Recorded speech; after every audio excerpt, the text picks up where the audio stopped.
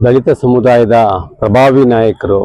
ಅದರಲ್ಲೂ ಕಳೆದ 40 ವರ್ಷಗಳ ಸುದೀರ್ಘ ರಾಜಕೀಯ ಅನುಭವ ಉಳ್ಳವರ ಅದು ನಮ್ಮ ಈಗ ತಾನೇ ಸರ್ಕಾರದಲ್ಲಿ ಅತ್ಯಂತ ಪ್ರಭಾವಿ ಖಾತೆ ಅಬಕಾರಿ ಖಾತೆಯನ್ನು ತುಂಬ ಯಶಸ್ವಿಯಾಗಿ ನಿಭಾಯಿಸಿದ್ದಾರೆ. ಅದು ಸಂಕಷ್ಟದ ಸ್ಥಿತಿಯಲ್ಲಿ ಏನು ಗ್ಯಾರಂಟಿಗಳಿಗೆ ಸರ್ಕಾರ 5 ಪ್ರಬಲ ದೊಡ್ಡ ಗ್ಯಾರಂಟಿ ಯೋಜನೆಗಳಲ್ಲಿ ದೊಡ್ಡ ಆರ್ಥಿಕ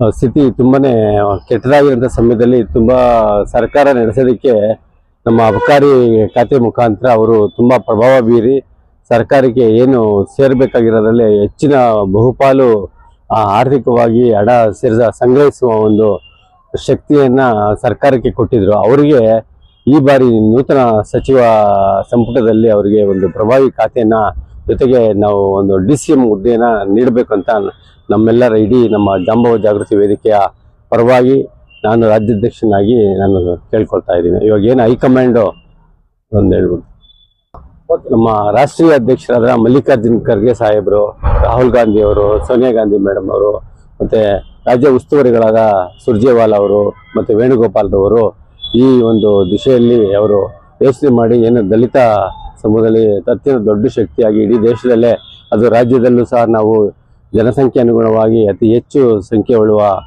ಸಮುದಾಯ ಆಗಿರೋದ್ರಿಂದ ಆ ಸಮುದಾಯಕ್ಕೆ ನೀವು ಏನು ಕೊಡಬೇಕಾಗಿರೋ ನ್ಯಾಯನ ಕೊಟ್ಟು ಸರ್ವರಿಗೂ ಸಮಪಾಲು ಅನ್ನುವ ನಿಟ್ಟಲ್ಲಿ ಏನು ಸರ್ಕಾರ ಇಲ್ಲಿವರೆಗೂ ನಮ್ಮ ಸಿದ್ದರಾಮಯ್ಯ ಸರ್ಕಾರ ಆಡಳಿತ ನಡೆಸಿದೆ ಕಳೆದ 3 ವರ್ಷ. ಇನ್ನು ಬಾಕಿ ಉಳಿದಿರುವಂಥ 2 ವರ್ಷಗಳು ಸಹ ದೊಡ್ಡ ಮೆಸೇಜ್ ಪಾಸ್ ಮಾಡಬೇಕಾಗಿದೆ ನಮ್ಮ ಕರ್ನಾಟಕದ ಜನತೆಗೆ. ಅದಕ್ಕೋಸ್ಕರ ನಮ್ಮ ಸಮುದಾಯಕ್ಕೆ ಅವರು ನ್ಯಾಯ ಕೊಡಬೇಕಂತ ನನ್ನ ಮನವಿ. ಇಂಥದೇ ಪೋಸ್ಟ್ ಸಚಿವ ಇದು ಕೊಡಬೇಕು ನಿರೀಕ್ಷೆ ಇದೆಯಾ ಸರ್ ಖಾತೆ?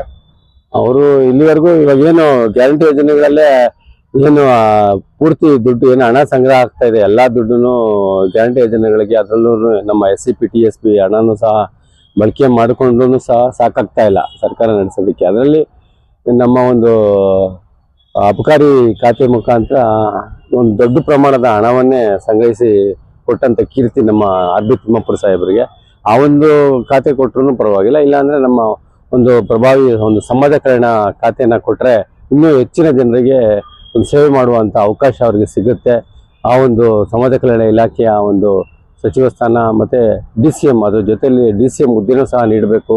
ಅವರು 40 ವರ್ಷಗಳ ಸುದೀರ್ಘ ಅನುಭವ ಮತ್ತು ಆ ಭಾಗದಲ್ಲಿ ಉತ್ತರ ಕರ್ನಾಟಕ ಭಾಗದಲ್ಲಿ ತುಂಬ ಪ್ರಭಾವಿ ನಾಯಕರು ದಲಿತ ನಾಯಕರಲ್ಲಿ. ಅದು ನಮ್ಮ ಮಲ್ಲಿಕಾರ್ಜುನ ಖರ್ಗೆ ಸಾಹೇಬ್ರಿಗೂ ಸಹ ತಿಳಿದಿದೆ. ಆ ಅವರ ಶಕ್ತಿನ ಈ ರೀತಿ ನಾವು ಬಳಸ್ಕೋಬೋದು.